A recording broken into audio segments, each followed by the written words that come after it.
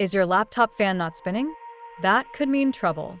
A non-functioning fan can lead to overheating, causing your laptop to slow down or even shut off unexpectedly. First, check for dust buildup. Sometimes a simple cleaning can do wonders. If that doesn't work, it might be a faulty fan or a power issue. Ignoring it can lead to serious damage, so don't wait.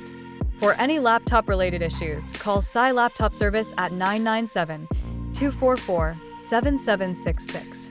We'll get your laptop back to peak performance in no time.